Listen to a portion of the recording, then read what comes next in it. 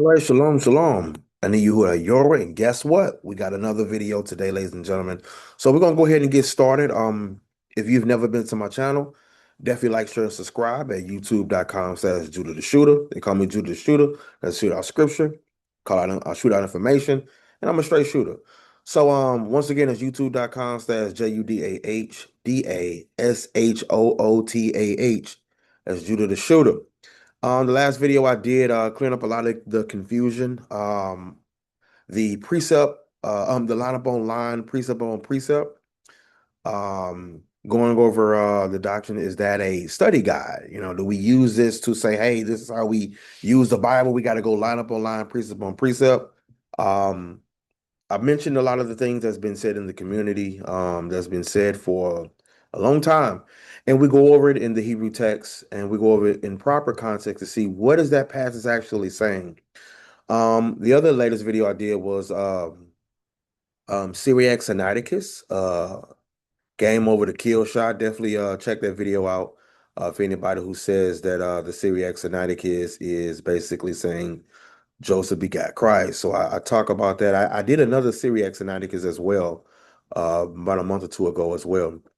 But as you see, I've been doing also a Virgin Birth series as well. Me and this guy right here, who's a Hebrew professor, who was a linguist as well. Me and him had a discussion. He's a brother that studied multiple languages.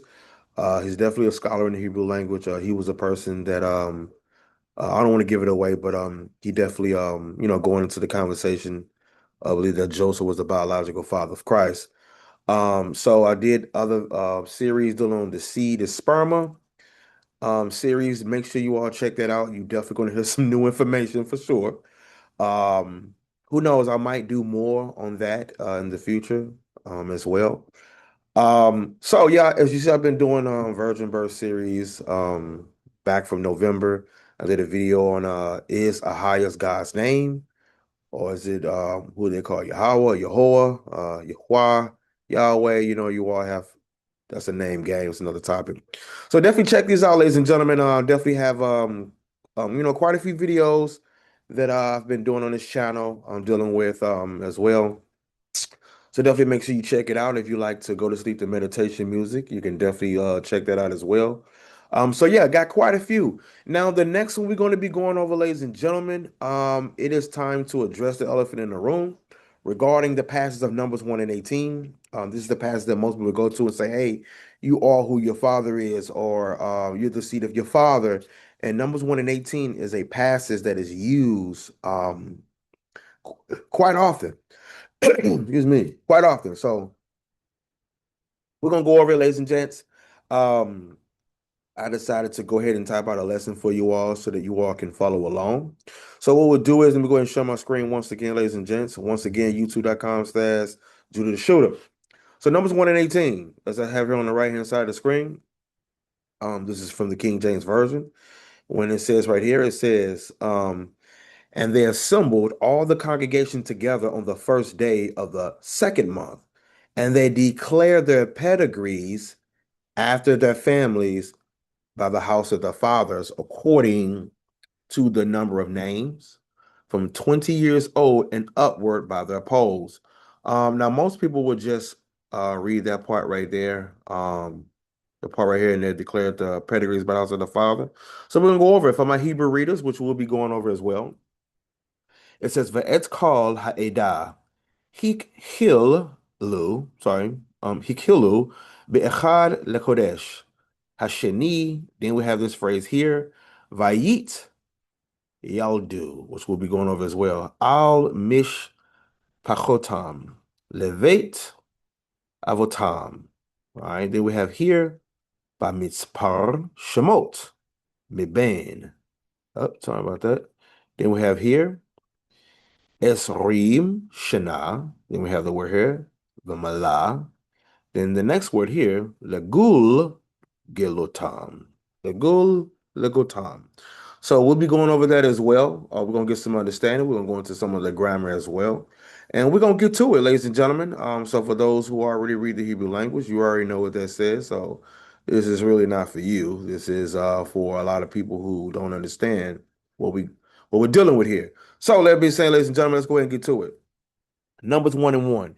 It says, and Yahweh the Lord spoke unto Moshe and Moses in the wilderness of Sinai in the tabernacle of the congregation on the first day of the second month in the second year after they were come out of the land of Egypt, saying, so now we got the key points. It's in the wilderness of Sinai. All right, as we see here, the wilderness of Sinai, right? Then we have the tabernacle of the congregation, right? And this, of course, is dealing with the second year after they've come out of the land of Mizraim in Egypt. So this is the setup for organizing a newly formed nation. So not teaching about birth. It's not a doctrine about lineage from birth. Verse 2, it says, take ye the sum or count the census. This here is important, ladies and gentlemen. The sum. This is a census here, ladies and gentlemen. All right. That's important. Take you the sum of the congregation and of the children of Israel after their families by the house of their fathers. All right. House of their fathers. All right. It says with the number of their what? Names. Names. All right. Every male by their polls. All right. So this is head count. All right. So take the sum. This is the count or census. Every male, not every baby. And notice only men are being counted. And then it says by their polls, meaning head count one by one. So if someone had a daughter, well, surely they have a bloodline as well. It says nothing about them. And why is that? Well, simply because there's a male military census. A male military census. Now, look, once again, ladies and gentlemen, this has nothing to do with what most people think. All right. So here it is. We're seeing this is sum. All right. So now we're seeing the sum. This is dealing with head count, Rosh. All right. So that being said, ladies and gentlemen, you have to understand that we're dealing with head count. All right. Hopefully, this is already helpful for you all as well. It has nothing to do with what you all think that this is. All right. So that being said, ladies and gentlemen, let me go back real quick. Let me pull it up. Okay, here we go. Boom. Hold on one moment. I had a little technical difficulties with my screen share. Give me one moment, ladies and gents. Okay, there we go. So, we have the polls, the head count one by one. All right. Which of course you'll see the Hebrew word Rosh, which is there. Numbers 1 and 3, as we move forward, it says, from 20 years old and upward, all right, all that are able to go forth to war. All that are go, look at this, all that are able to go forth to war in Israel. It says, you and Aaron shall number by their armies. All right. Let's lock this in. All right. Age requirement 20 plus, grown men, not babies in birth. Requirement able to go to war. All right. They were numbered by their armies. So this proved this is about grown soldiers, not babies, not birth, not lineage mechanics, as I always like to say. All right. It proves also that Numbers chapter 1, verse 2 through 46 is a military draft style census, not random, ladies and gentlemen. It's counting men eligible for war, not the birth of children. All right, so once again, Numbers 1 and 3 says, from 20 years old and upward, all that are able to go forth to war in Israel, and thou shalt number them by their armies. Why this proves it? Because again, 20 years old and upward, military age, able to go forth to war, physically eligible. Number them by their names, organized as fighting units. All right. See that? I mean, number them by their armies. So in other words, they'll be organized as fighting units. This here is deciding rank, if you will. So it says, this is not a population counting. That is military enrollment. Once again, numbers 1 and 2, take ye the sum, every male by their polls. Only males counted, not women, not children, not babies. And when we get to verse 18 later, we will see that Moses repeats age requirement, individual registration, not birthrights, not lineages, from birth. Let me get that together. From birth. So, verse 4, it says, and with you there shall be a man of every tribe, every one head of the house of his father, meaning each tribe has a male representative, all right, organized under fathers' houses. That is a tribal leadership structure for the military, not a reproduction of the law. This is not about birth of babies. It's not about when babies are born, they are coming from a lineage, etc. This has nothing to do with this. We jump down to 16 because when you read these passages, let me share my screen over here real quick. So when you look here in verse 4, because I already read 1 through 4, as you see right here. All right. Look at the census of Israel's warriors. Look, it even said it right there. I just tripped off that. Let's it over. No. So when you look at verse 6 all the way down, we can see right here, ladies and gentlemen. So from verses 6 through 14, it just goes names. All right. It's a census. All right. So that you all can see. All right. See that?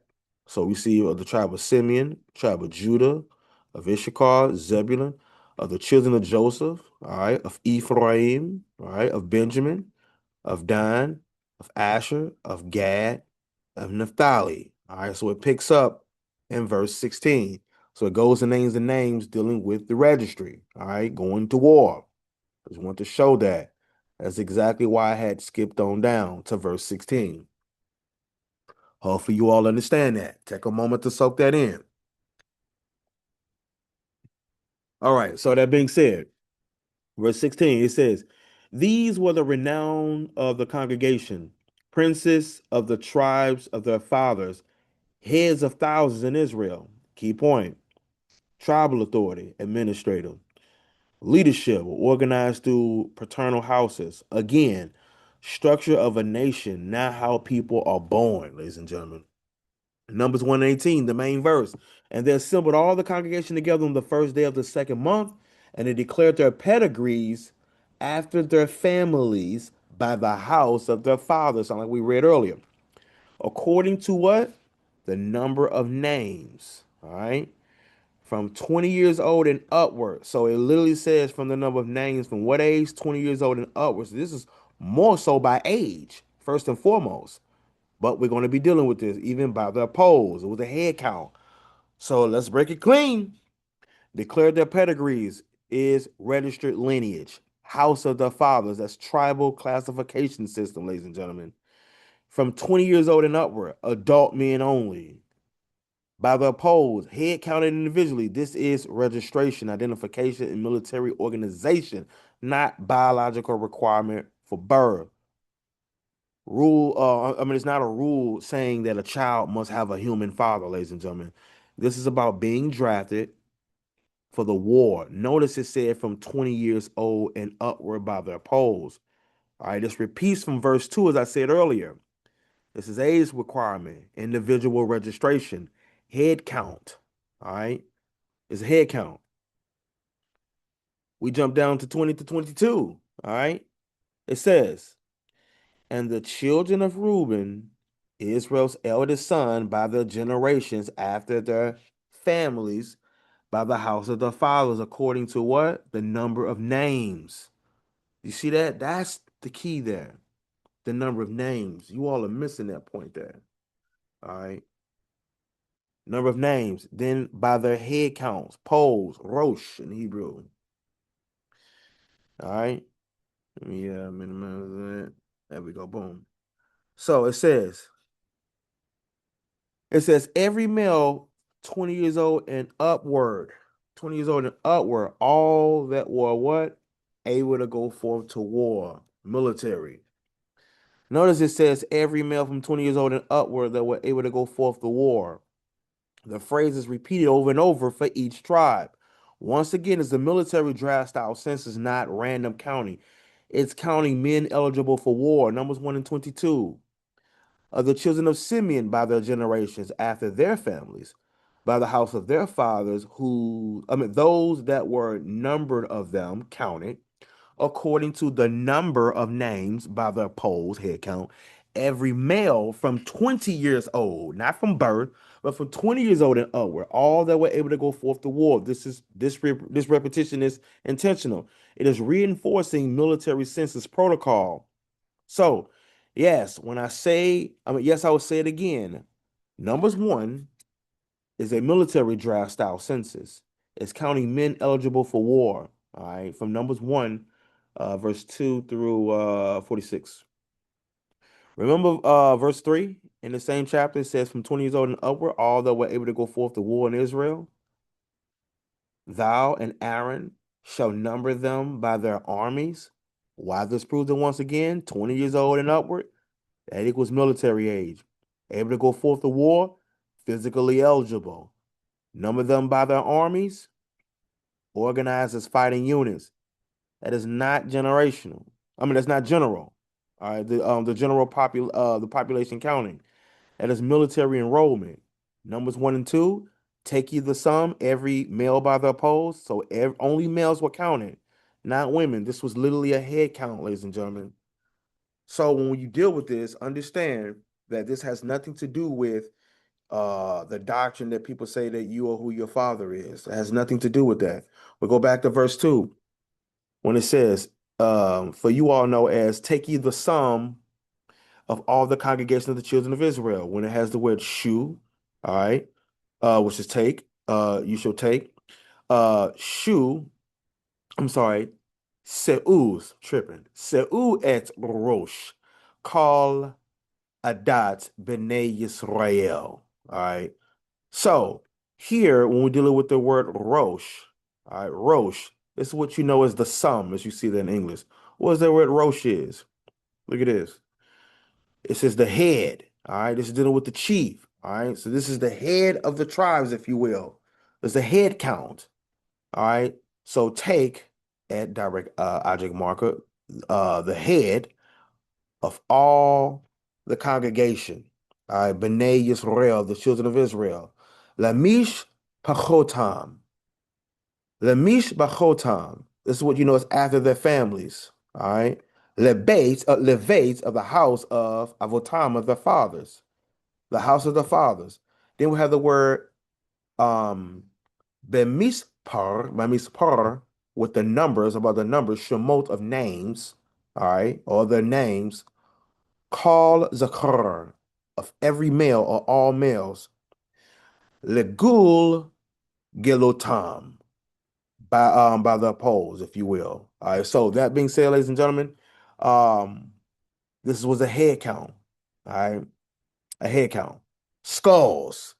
All right. You all know in John 19 when it talks about Golgotha, place of the skull.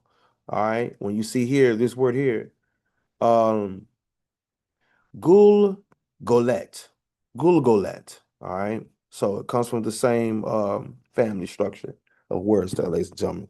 So far, hopefully this is helpful. This has nothing to do with saying that, oh, well, you know, you are who your father is in this chapter. No, it does not mean that. So it's the head count numbers 1 and 2. Numbers 1 and 18, when it says from 20 years old and upward by their polls. All right, same thing. Head count repeats age requirement, individual registration. Numbers 1 and 20, every male from 20 years old and upward, all that are able to go forth what to war. This phrase is repeated over and over for each tribe. Numbers 1 cut. Numbers 1 is a military census counting eligible soldiers, organizing them into tribal armies. Has nothing to do with a birth registry, ladies and gentlemen. Nothing to do with saying, oh, well, when you're born, you who your father is. No, it doesn't mean that at all. All right, it just chose the male head of the family. All right, man is the head of the household. That's what they chose. So, modern comparison, United States. Shout out to my brother Big Country, aka Yukanan out in Georgia. We just had a conversation last night regarding this topic, and we was kind of going over this. And we were actually talking about the topic was about the virgin birth. And we brought this passes up, and we were kind of, ping ponging, going, we're not back and forth, but ideas of how we look at numbers 1 and 18. So the brother, Big Country, shout out to my big bro. He actually inspired me to do this video. So we just had this conversation just last night, You know what I'm saying? So definitely shout out to him. But one of the things he did mention was about the military draft. You know what I'm saying? So I was like, dang, you know what? You're right. You know what I'm saying? I'm actually talking about this in a video. So big country shout out to you, my brother. Yeah, I definitely go ahead and support his music as well. Um, Big country, if you see this, go ahead and comment so they can see where they can find you. You know what I'm saying as well. So that being said, ladies and gentlemen, my brother actually um was brought this up, and it made me bring this up as well for you all today. So modern comparison, United States. Think about it like this: United States draft, right? Selective service. Men register around age 18. Government tracks who is eligible for war. All right. Not everyone is counted the same way. It's about military readiness. So it's no different from like um someone showing, hey, all right, well, look, let me see your birth records to see your age. Let me see if you're old enough to go to war. Does not have anything to do with who your father is. It's the same way, ladies and gentlemen. So to go to war, I believe you must be of 18 of years of age, and there's certain qualifications that you must have to go to war. There's no different from this. It has nothing to do with your birth lineage in the sense of you are who your father is. It has nothing to do with that. Think of it the same exact way. All right. Same exact way. This is what we're dealing with, ladies and gentlemen. So parallel to numbers one. All right. Numbers one, United States. Back then you had to be 20. Today you got to be 18. Able to go to war, physically eligible. All right. So they make you take a physical test or something like that as well. Counted by tribes, assigned to units, divisions. All right. By their armies, military organization. You see the comparison, ladies and gentlemen? Only males counted, draft historically male focus. See that? So this is what this is talking about, ladies and gentlemen. So first critical point, nobody would say signing up for the draft determines how you were born, or signing up for the draft determines that you're the seed of your father. That would sound crazy. That would sound absurd. If you wouldn't say that for this, ladies and gentlemen, then it's the same concept with dealing with Numbers 1 and 18. Numbers 1, verse 2 to 26 is a military census, not a general population count, because it specifically counts males 20 years old and older who are able or eligible to go to war, which is the same concept as the modern draft where eligible men are registered for the military service. This has nothing to do with bloodline from birth. Why? Because Numbers 1, verse 2 through 46 is Israel's draft list, not a birth certificate system to show that, oh, well, you only who your father is. No, it doesn't say that. Then the verse people try to use once again, they declared their pedigrees by the house of their fathers from 20 years old and upward by their polls, right? Their head count. Let's slow that down. Declared their pedigrees, and we're gonna go more into this later as we go into the text. Um, they registered their identity. House of the Fathers, tribal organization. 20 years old and upward, adult men only. By the polls, that's a head count. And I just showed you the earlier Roche. Now here's the problem with their argument. If Numbers 1 and 18 is about how people must be born or you from your father is, why only the men accounted? Why only age 20 and up? Huh? Why are women and children completely left out? Why are the Levites excluded from the count? That alone shows that this is about birth. This is not about birth, it's about military organization. Now, bringing it into modern understanding, in the United States, men register for the draft, all right, or they get drafted. That doesn't determine how you were born. That doesn't determine who your parents are. That only determines who is eligible for war. The only thing close to that is you American citizen. Here, you're an Israelite. That is exactly what Numbers 1 is doing, ladies and gentlemen. So when someone tries to use number 1 and 18 to say lineage must come through your father, Numbers 1 and 18 not saying that. If they're saying that lineage must come through your father because of number 1 and 18, then they're taking a military registration system and trying to turn into a biological law of reproduction, and that's not the case.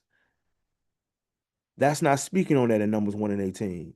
Remember I asked why are the Levites excluded from the count? Remember I asked that earlier? Remember that back here? When I said here, if Numbers 1 and 18 is about how people must be born, why are the Levites excluded from the count? Right here. I said, if this was about lineages being from the seed of the father only, I put a question mark. Well, here we go. Numbers 1, again, is about counting men for war and organizing tribes, not about how children are conceived. Let that sink in. Numbers 1 is about counting men for war and organizing tribes, not about how children are conceived. So it cannot be used to deny a miraculous birth. Numbers 1 and 18 is a draft list, not a DNA rule, ladies and gentlemen. That's for the non-virgin birth believers. Now, remember I asked why are the Levites excluded from the count? If this was about lineages being from the seed of the father only, I put that question mark right there. I said, well, here we go. Verses 47 through 50. It's like you all don't even continue reading. It said, but the Levites after the tribe of their fathers were not numbered among them. Were not numbered among them. See that? Verse 49. Only thou shalt not number the tribe of Levi. Shall not number them. Neither take the sum, the head count, all right, of them among the children of Israel. But thou shalt appoint the Levites over the tabernacle of testimony. See that? And over all the vessels thereof, and over all things that belong to it. See that?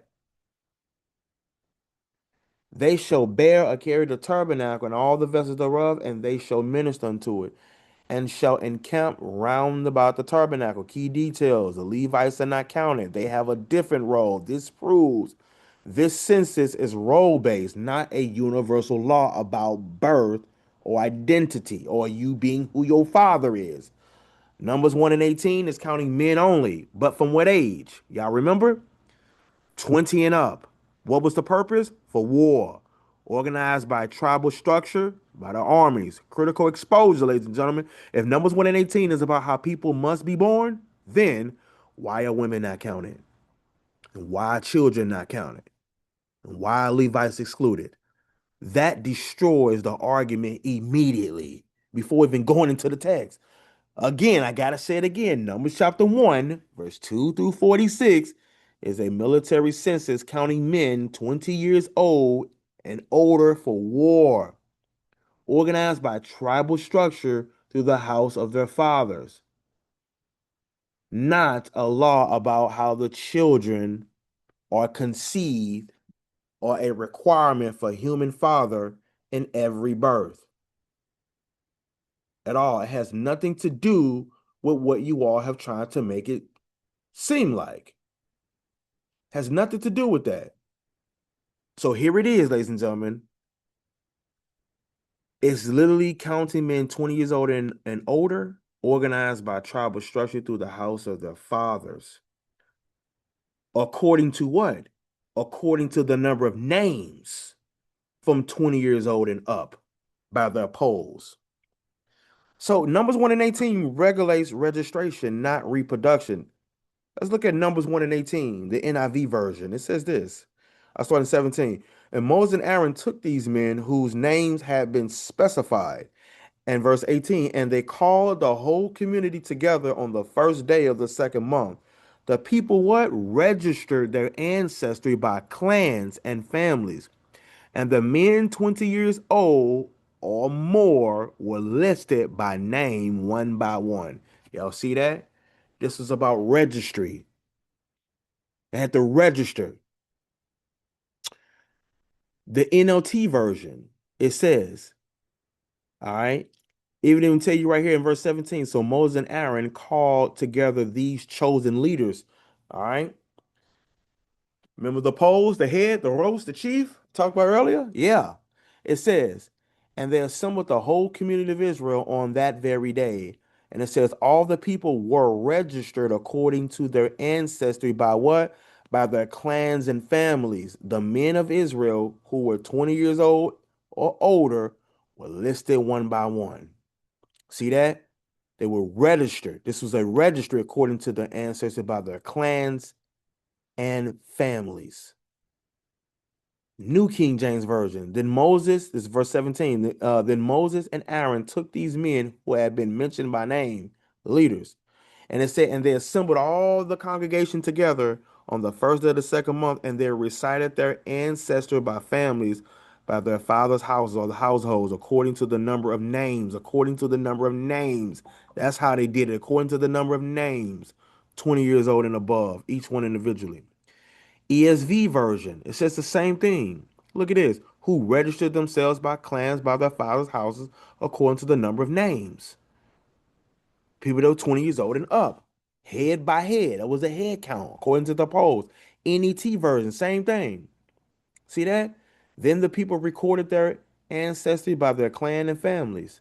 And the men who were 20 years old and older were listed by name individually. Look at the CSB version. Same thing. They recorded their ancestry by their clans and their ancestral family, counting one by one names of those 20 years old or more. See that? Numbers 1 and 18. It says, and assembled the congregation on the first day of the second month, and they registered by ancestry in their families or clans by their fathers' households, according to what though? Not you who your father is, but according to the number of names from 20 years old and upward, head by head. Numbers 1 and 18 is the passage Israelites run to, but start at the chapter, at the beginning of the chapter, like we did earlier. Don't start at verse 18. One small recap. And tell us here. The Most High commanded Moses to take a census of Israel, count men only, 20 years old and upward. Those who are able to go to war is the military registration, not birth law. Numbers 1 and 18, the very verses they quote, 17 and 18, they declared their pedigrees after their families by the house of their fathers. What does this actually mean? Let's break the phrase, declared their pedigrees. The Hebrew idea, they register their genealogy. This is like signing up, verifying identity, being recorded, not by not saying you are who your father is. By their families, smaller family unions within tribes or clans, by the house of the father. This is key. It means they were grouped together under the tribal lineage for organization, not a rule about how children must be biologically produced or saying you the house of you are only who your father is. Had nothing to do with that. This is for war. The poll census numbers after registration. What happens? They are counted by tribe. Examples: when y'all go read the passage, you see that Judah had 74,600. Issachar had 54,400. Zebulun had 57,400. These numbers are for military strength, tribal order, camp arrangement. Critical point people miss: this entire chapter is about counting adult men, organizing tribes, preparing for war, structuring the nation is not about birth mechanics, reproduction rules, and limiting how God can bring forth a child. Numbers 1 and 18. Once again, it says, and they assembled all the congregation on the first day of the second month, and they registered by ancestry of their clans. And it says, and by their fathers' households, according to the number of names from 20 years old and upward, head by head, ladies and gentlemen. So, that being said, from a Hebrew reader, Safir by Midbar, correct Aleph. And we're gonna go ahead and deal with this. Fasuk, is Reem Arba. Um, so yeah, let's go ahead and get to it, ladies and gentlemen. And that being said, hopefully you all are following along and getting some understanding. All right. So that being said, it says Ve'etz kol ha'edah hik hilu be'echad. All right. So letting you know, and all the congregation of the assembly, hik hilu. All right. So they were gathered be'echad on the first day, the Chodesh Hashanah, the second month. All right. Matter of fact, I forgot. I already put it here. So that's what we're gonna deal with because we're definitely gonna be dealing with this phrase here. Vayitz Yaldu. All right. But I forgot I did here. So Va'et, as you see right here. the et, and, as I have here.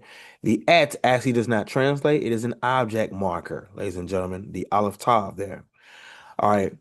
You see I had call, which is here, or call. Ha'edah, which is the second word here. Ha'edah. Now that little minus sign that you see right there, that's called a makaf. It links it together, ladies and gentlemen. So the et's call ha'edah is what we read there, ladies and gentlemen. All right. So in all the congregation or all the assembly, all right. So far we are all the congregation. Then we have the next word here, hakilu, which we see right here. Sorry, hikhilu. Sorry about that. They assembled or they gathered together. This comes from a verb meaning to gather, to assemble. It's a public organization. So now we have in all the congregation, they assembled together. Be'echad, on the first day, literally in one, all right? Or on one, meaning on the first day, which is here, Bechad. Then we're finna go to this phrase here, Lechodesh, and then we're gonna go to this word here, Ha Sheni. So that being said, we have here the Kodesh of the month, Hashani, the second. So on the first day of the second month, then the elephant in the room, which is this word here, on the first word, second row, Vayit Yaldu. Vayit Yaldu. Some of you all would say Wayith Yaldu, all right, or Wayit Yaldu. So some people would pronounce it as that. So this is the key word. It is often translated in Older English like they declared their pedigrees. But let's make this plain. In context, it means they enrolled themselves by registry. That's why you see those other versions of the Bible, they put registries because they understood that to mean that. All right. Generations, they understand that. All right. They understand that. You're led, you're lied. You know what I'm saying? So they understand that. So another thing I want to show here, the phrase is intensive. All right. It's the reflexive form of the hitzpa'el verb stems. So in short, ladies and gentlemen, in Hebrew we have seven major verb stems. We have passive verb stems. We have reflexive, which is that one, hitzpa'el or hithpa'el. And then we have active verb stems. You know what I'm saying? So you all may know like nifal, pual, etc. You may know those as well. Um, And it's something else I want to mention. Now I'll deal with that later. Because I'm actually going to wait until the future, ladies and gentlemen, and we're going to go over a lot of these things, ladies and gentlemen. So, going back here in the numbers 1 and 18. Let me pull it up. Numbers 1 and 18. This word here, ladies and gentlemen. That's what we're going to be dealing with. All right. So understand, ladies and gentlemen, what we're going to click on here. We see here, we have the root word, yalad, which is the root word there. Notice the stem there. The stem there is very important. That stem lets me know how this word is used.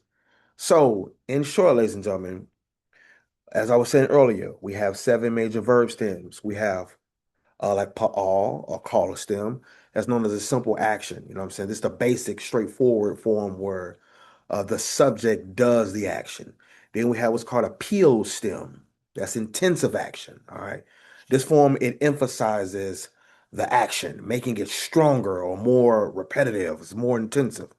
Then we have hip heel, known as a causative action. So this stem, how can I put it? It means like the subject causes someone else to do the action. Like uh, he made him bring the book.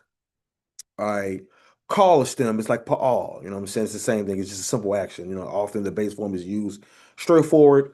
Like he ate. You get what I'm saying? So that would be something like that. Um, then of course we have the nifal stem, that's passive or reflexive action where the subject is being acted upon or acted on itself. The recipient is receiving the action. If you all have watched my Virgin Birth series, then you all know this already.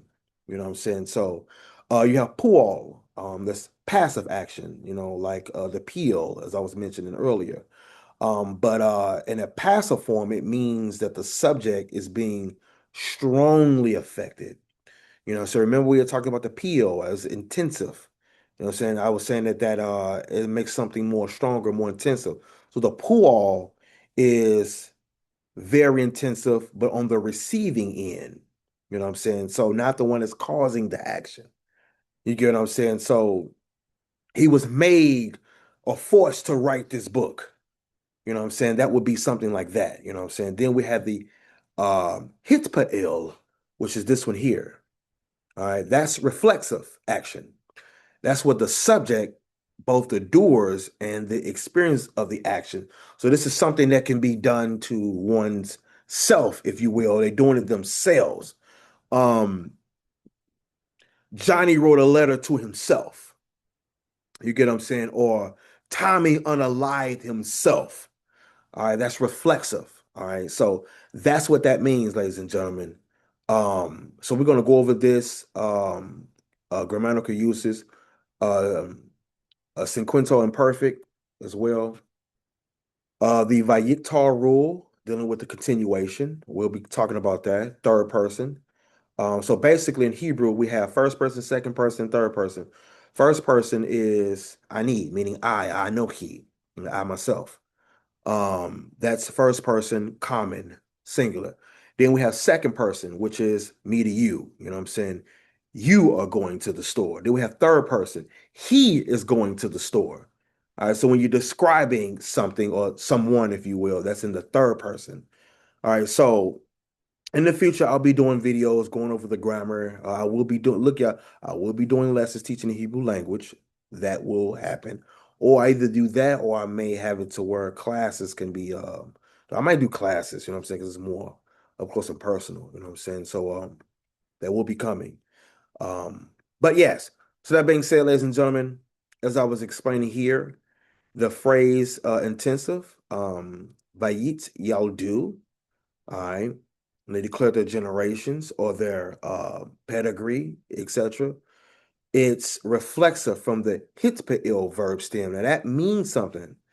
So the stem hitpa'el or hitpa'el, as I was telling you earlier, is reflexive. It's self-action, doing something to one's self. All right. That's what that means. All right. So in other words, um Tommy wrote himself out a check. All right. So he actively did it, but for himself. All right. That's reflexive. All right. That's self-action to one's self or for one's self. Johnny defended himself. All right. In an altercation, etc. Hitzpah illustem. So instead of they begat active or they were begotten passive, like Nephal, it means they registered what? Themselves. They go action. The action is registering. Themselves is what makes it hitpa'il. All right. So the action that is caused by themselves, all right, by generations, they enrolled who? Themselves. So we see the action and we see the who? Themselves. That's what makes it hitpa'il stem. This is more of a proof to us that you're old enough, that this is an old enough type of situation, not you are only who your father is type of situation. This is absurd, ladies and gentlemen. All right. It's absurd.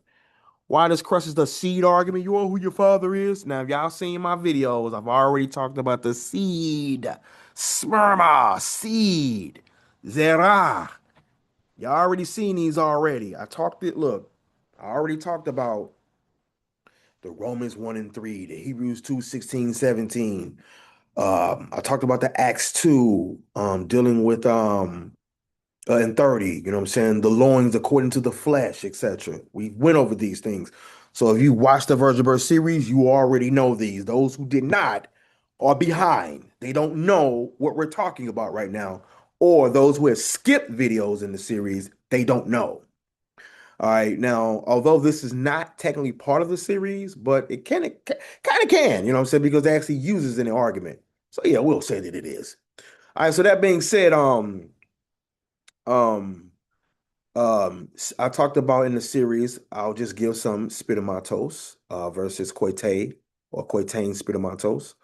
I talked about when spitomatos stands alone. I talked about spitoma. Um, I talked about how Genesis 1 and 11, where it talked about agriculture dealing with seed. Zera is the word there, but in Latin it's semen. Yeah. And in the Greek Bible, it's spiroma, the same root word as spitomatos. Not gonna give it away, just make sure you all see that. Because this part right here, where I talked about the seed, that might have thrown you off. Well, you get the seed from the man and the seed from the father. If you have not watched those series, then again, you are behind and you probably raise an eyebrow like, wait, what? What is he talking about here? So that's why I'm saying this crush the seed argument. This is, if this were about biological production, you would expect a call or a hip hill stem, active begatting language. So, for example, ladies and gents, and pull this up real quick. In what we call the Hebrew New Testament, right? I always got to share the screen first because it'll knock it out. Here we go. Boom. If we look here in Matthew chapter 1 and verse 16, I'll read and translate. It says, ויאהב את יוסף בעל מרים, אשר ממנה נולד ישוע הנקרא משיח. So here it says, and Jacob begat or fathered et, direct object marker, Meketh, linking to who? Yosef, Joseph. And it tells us who Joseph is. He's just known as who? Baal Miriam, the owner of Mary, or Mary's Lord, or her husband. Asher Mimena, from whom was born. Now, this here is in the this is in a feminine singular, all right, meaning her alone, no one else. Nolad was born Yeshua HaNikra Mashiach, who you all call Jesus, the one called Messiah. So notice here we have Holid, Holid, which has the root word of Yeled. Then we have here Nolad, which also has the same root word. Both are dealing with birth. This here is active, and this here is passive. So Holy, this here is hip hill stem. All right. Hip hill stem. Then we have this nephal stem of nolad, where the recipient receives the action. All right. The action of what? Being born. All right. The birth was caused, but Yosef or Mary was not the one doing the action. This is why grammar matters, ladies and gentlemen. But when we look at Holid, this is literally active voice. Now, if you've watched my series, you know that that's why we look at verse 15, the Elihud, Holid, there go Holid once again, just like in verse 16, Holid, right? Who did he Holid? Et Zadok. Then it says Vazadok, Holid. There it is again. Et who? So all you got to do is continue. Yachin. You see that? The Yachin, Holid, there it is again, Holid who? Et Elihud. You see that? So here is literally showing active voice. Look at verse 4. Varam holid, I go holid again, et Aminadav. Aminadav holid et Nachson. Nachson holid, I go holid again, et Solomon. So we see here holid, holid. See that? All throughout the text. Holid. Holid is all active voice, right? Hip hill stem. And then in verse 16, it uses the same Holid dealing with Jacob to Joseph. But then when it goes to Christ, it no longer says Holid. It says Nolad. Nolad, that is passive voice. Nephal stem. That's where the recipient receives the action. Once again, that's when the recipient receives the action. Remember earlier when we talked about the Nephal stem. Remember I said that was passive, right? Or reflection action where the subject or the recipient is being acted upon or acting on oneself. Remember I was explaining that? This is where the recipient receives the action. So the grammar switch up when it comes to Christ. No different from how in Matthew 1 and 16. I'm going to come right back to it, y'all. In the series, you'll see Yaakov de egenesin ton Yosef ton anjar Morias ex heis egenete Jesus halagamanas Christos in the Greek language. We can see here this word ganao, which is the root word there, ladies and gentlemen, and this for begat. And then right here for born is also ganao, the root word, but it's not the actual inflected word in the text. This one is active voice, or what we had learned earlier, the hip heel stem. And this here is not active voice. This is passive voice, where the recipient received the action, i.e., Nephal stem. So the begat here is active voice. And then for was born is not active voice, it's passive. Just like in the Hebrew language, just like in the Greek language, they both are saying the same exact thing, ladies and gentlemen. Same exact thing. So again, if you have not watched the Virgin Birth series, this doesn't mean anything to you, and even active and passive voice don't mean anything to you because again, because you don't understand Hebrew or Greek, understand the grammar, and this means nothing to you. So you can just come up with a doctrine that does not exist, and the grammar is showing that the author, the intent of the author wrote something else, or they meant something else, not saying what you saying that it is, or not meaning what you think it means. The grammar and the idioms tells us what these things are actually conveying in the text. So that being said, ladies and gentlemen, that's just a little bit. So, as said, while this crushes the seed argument, if this were about biological reproduction, you would expect call a hip hill stem active begatting language, but instead we got hit pa ill or hit pa ill, meaning they were doing something to themselves, all right, causing something to happen from themselves. How? Registering themselves, enrolled themselves. It's not describing how they were biologically created. The Hippoil form shows the first obvious that we know, which is what? They're not being born or begotten in this moment. And then we definitely know that because of the age, 20 years old and up. But are actually identifying and registering what? Themselves. All right, according to their genealogy through what? By the names. By the names. From 20 years old and up, they're proving their age. That's how they're doing it in here. That's not saying that you are only who your father is. Then you have the form Vayiktar rule or Wayiktar rule, as I said earlier.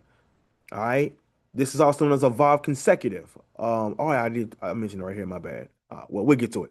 This is sequential imperfect. Remember we had clicked on it earlier, right? What this means is it's imperfect or yiktal, ongoing or incomplete action, not a one-time past event like birth. See that? It can describe the process or action. So, for example, ladies and gents, when we go here, we look at numbers 1 and 18. All right. When y'all looking these words up, at least understand the grammar behind it right here. It says, Va'et call ha'edah hikhilu be'echad lekodesh hashine. Here's the word right here. Vayitz yaldu. This word here. All right. Vayitz yaldu is the inflected word in the text. The root word is the yod. Sorry, right here. Yeled or Yelad here. This is what you know and they declare their pedigrees, their generations. So this is a verb. All right, it's a verb. Hitpa'il. This is the stem, one of the seven verb stems, seven major verb stems, where it's literally about self. It's reflexive. Then we have here sequential imperfect. All right. Also here we have the Vayiktal rule. All right, the ongoing incomplete action, if you will. So you have to learn what these things mean, ladies and gentlemen, because if you learn what these things mean, then you know and understand that this here, ladies and gentlemen, literally was a one-time thing in a sense of not ongoing. Um, it is um the grammar here is showing that this is not about you or who your father is, ladies and gentlemen. This is a one-time thing. So let's go ahead and deal with this. Let me pull it up, show my screen again. All right. Here, Vayiktal, as we just saw earlier, ongoing or incomplete action. All right. Not a one-time past event like birth. All right. That's what I was talking about. I can describe a process or an action. Evolve consecutive. It turns into narrative past sequence. So, and they register themselves or they declare it themselves. All right. Remember, this is self. It's reflexive. I was telling you earlier. All right. Why this matters? This is a part of a series of actions. Look at the flow. They gathered and then They register themselves, and then they will count it. That's the Vav consecutive of the Vayiktal, as we saw earlier when we had shown that in the grammar part. Key point. All right. And for you all, just so you don't know, so you all may not know, when dealing with the Vav consecutive, think of it like a movie. All right. Think of it like someone get introduced, right? Johnny drunk juice. And then Johnny went to the store to get more juice. And then Johnny went home. And then Johnny went to sleep. That's the Vav consecutive. It's literally a continuation of flow, a different scene. Kind of like, and I might have to do this one, where Genesis 1:27 versus Genesis 2 and 7. Um, I might have to do that one. I think I'm gonna hold off on that one, but what I will say is this: the grammar shows that Adam definitely was the first man created. And we have in Hebrew, the rules we have what's called a Vav consecutive. So you all can remember this because I may do a lesson on this as well, because there are people that say, well, Adam was not the first man created, etc. And they'll say they'll use Genesis 1:27, 28, etc. And then yeah, there's something that you don't see in English that I see in Hebrew, the Vav consecutive. It's a complete I mean it's going into a different scene, but it's the same person.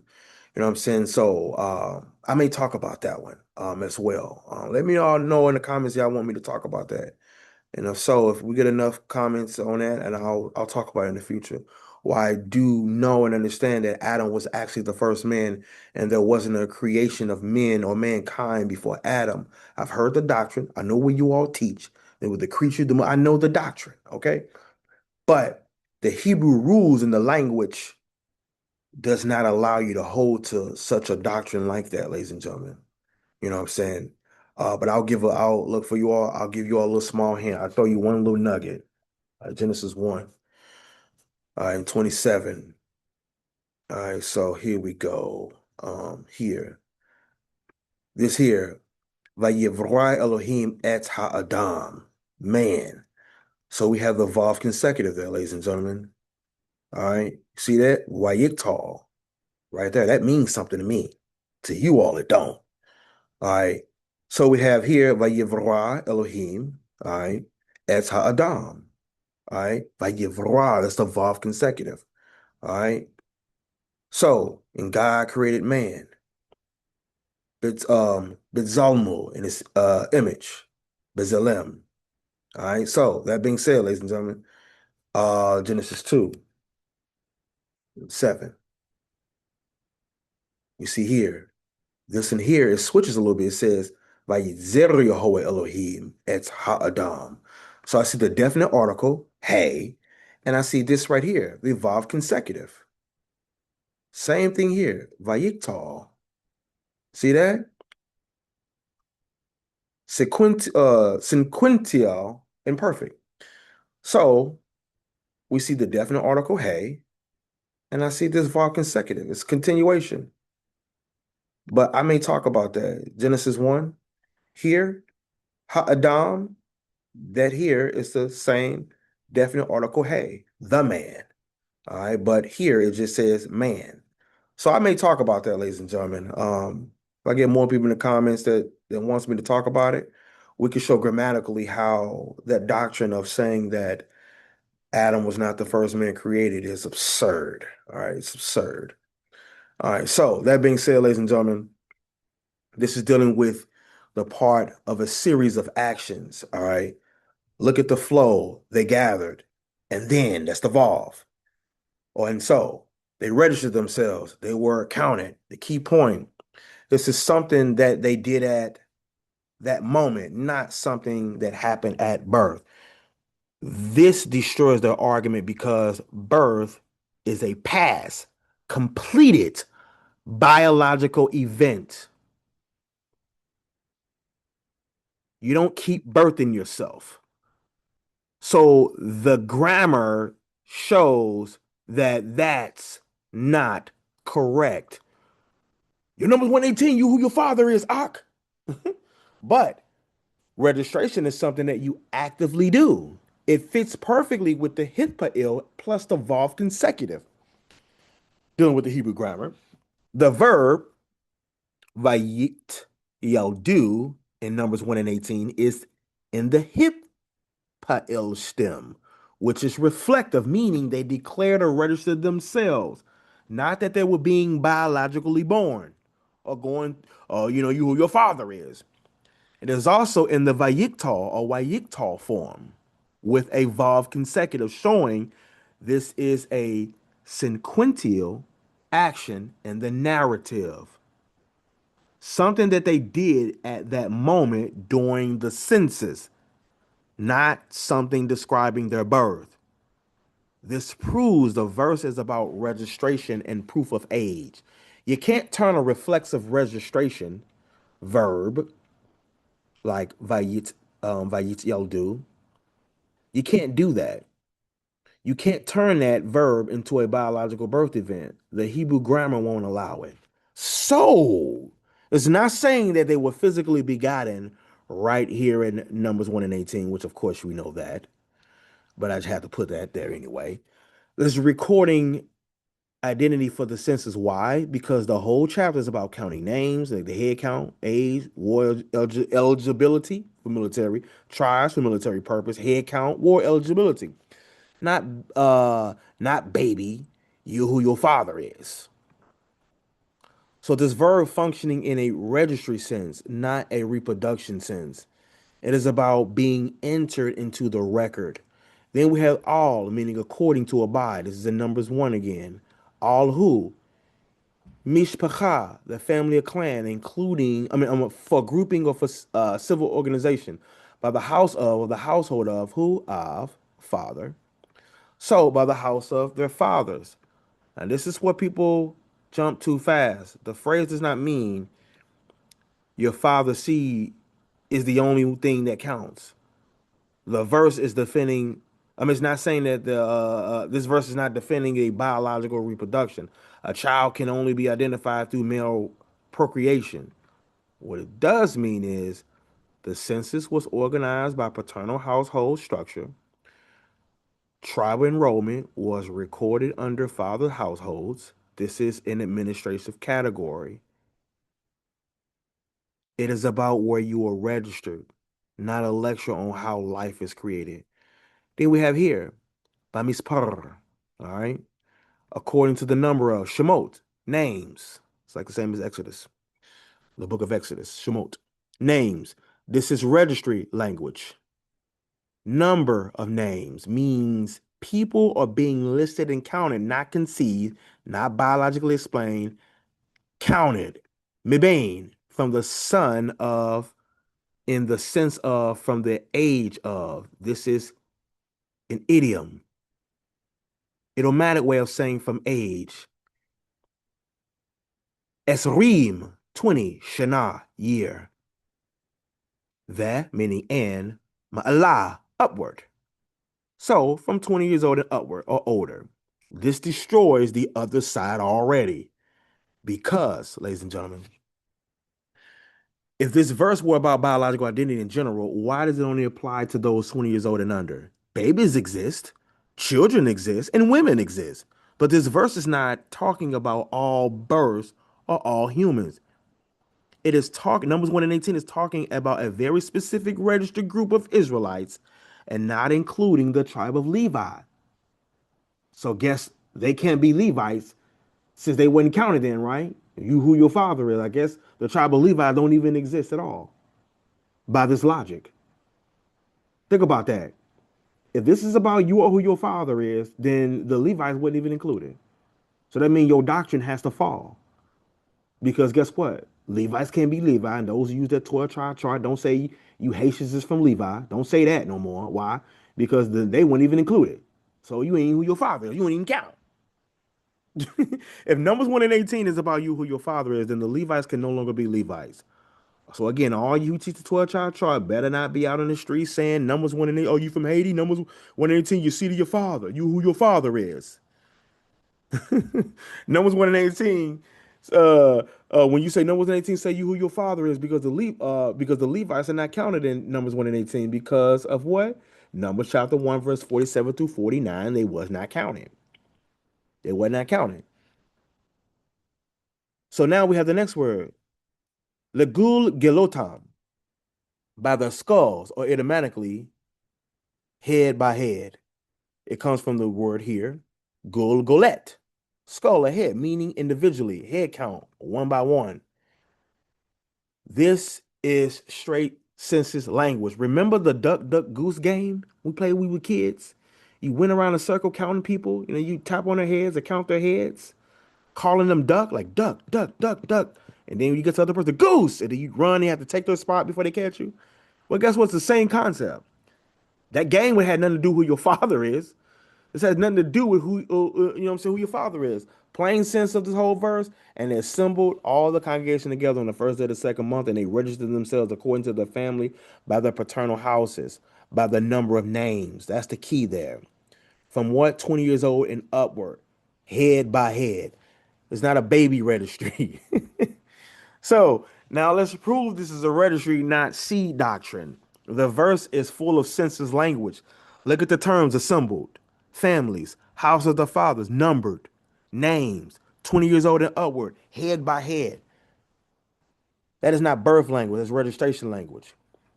The age requirement destroys the seed argument. If Numbers 1 and 18 were telling you who your father is or your father's seed in an absolute biological sense, in this particular passage, why does it say from 20 years old and upward?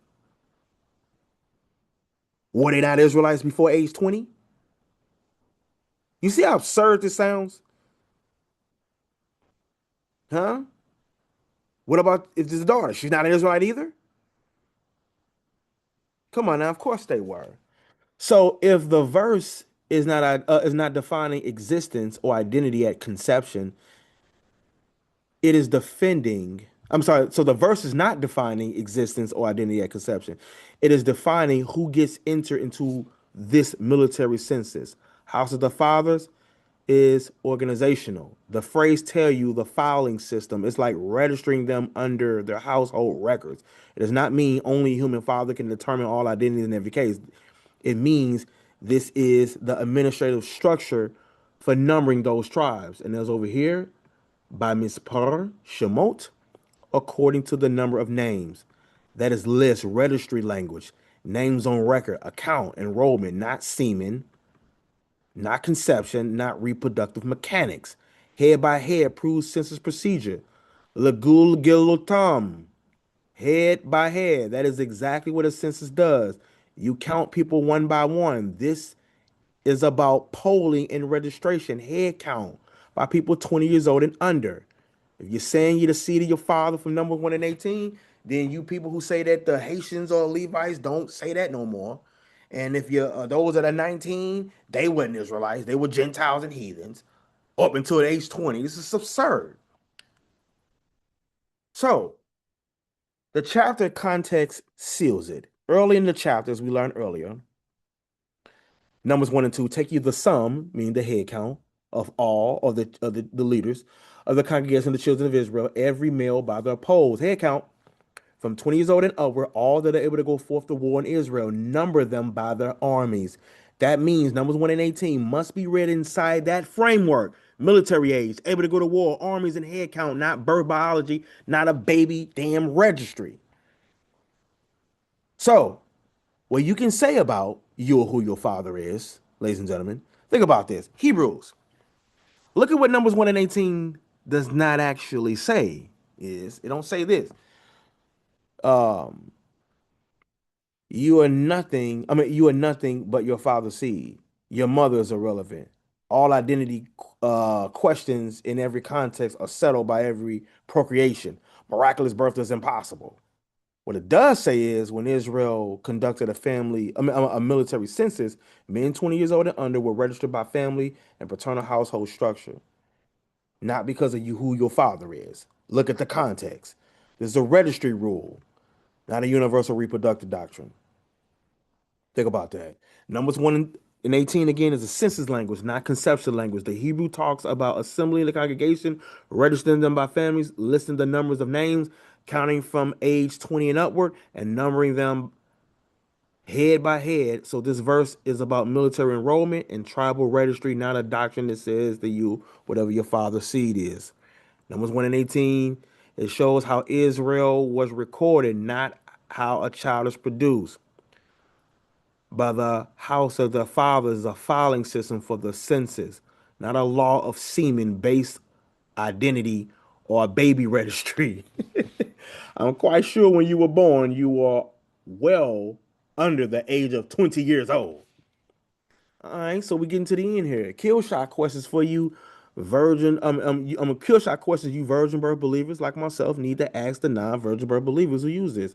Kill shot questions number 1 and 18. Age requirement.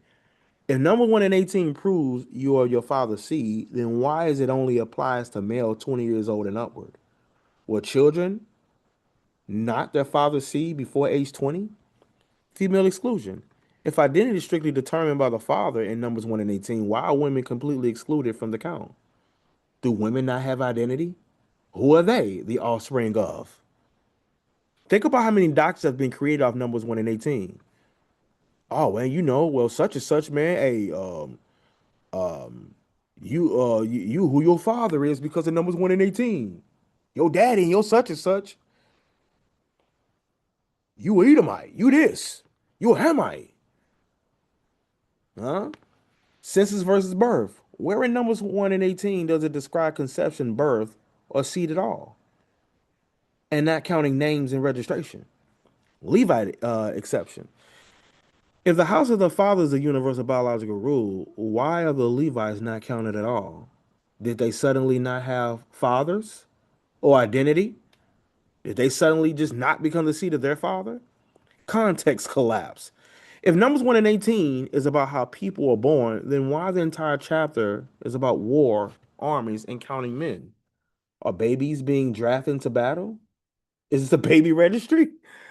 Listen up. You're using a military census in Numbers 1 and 18 out of context to try to explain biological identity. And the text never ever talks about conception, birth, or lineage in that sense at all.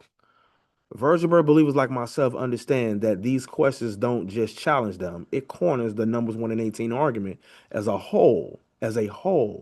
So either they have to admit the actual context of Numbers chapter 1, verse 2 through 47, or contradict the entire chapter itself, because Numbers 1 and 18 was never about you who your father is. It was never about that. And remember, the Levites were excluded. So it's never about you who your father is at all. Y'all need to give the whole chapter. Y'all taking it out of context. Just like groups that say the line up on line, precept on precept context. Remember, I did a video on this already. The line up on line, precept upon precept doctrine. Huh? Right here, ladies and gentlemen. I went over this already. Precept upon precept's true meaning. All right. So, went over this already, ladies and gentlemen. So, that being said, um, we gotta go line up on line, precept on precept, right? So that being said, Numbers 1 and 18 is the military registry, not the birth law, ladies and gentlemen. Make sure you all get the context of the chapter and not let them trick you with Numbers 1 and 18 and not let them trick you with the line up on line, precept upon precept, here a little, there a little, false doctrine. If y'all seen the video, y'all already know what I'm talking about because I already went over this, ladies and gentlemen. So, YouTube.com says due to the shooter. Remember the last one was the precept on precept meaning. C-Rex and Niticus, going over the Virgin Birth series, the C Sperma. Make sure y'all check those out. Don't skip one. And it's funny too because when people comment, I can tell when they skipped because they'll ask a question or they'll mention something that had already covered in the series. You know what I'm saying? So to let you know, y'all be skipping. It's normal, of course. You know what I'm saying? So, anything else I want to say? In the future, I'm gonna probably do a little snippet of one of my latest book, King James on Trial. You know what I'm saying? Because you have people say that, King James was a devil worshiper, because of the book Demonology that he wrote. in 1597, 14 years before the original King James 1611 edition Bible was published. Talk about that. Was his alleged male lovers. There are rumors um, regarding him and his mom, all sorts of things. This book right here covers every accusation, every rumor, and every false claim that was made about King James. It's a really good book here, ladies and gentlemen. And you see here, this is one of the original images of him in cloth, right? See that, ladies and gents? Let me show you. Hold on. So, yeah, see that? Boom, boom, boom. All right. All this one right here. See that? Boom, boom, boom. So, that being said, ladies and gentlemen, um, and those books I just showed you is also talked about in my books as well. Definitely get it at mytrueheritage.com. Even from Egypt to Egypt, you can get this. It's the perfect Israelite starter kit if you just come into the truth or been in truth for 7 years or less. MyTrueHeritage.com. All right. If you want to know what the book is about, definitely let me know. I'll send you information about it. If you got questions about it, let me know. So yeah, um, pretty thick books too. Picture books as well. Definitely picture books. Saying so. Thick books, ladies and gentlemen. So I might do videos on that in the near future as well. So that being said, ladies and gentlemen, Lehi 3 over Shalom.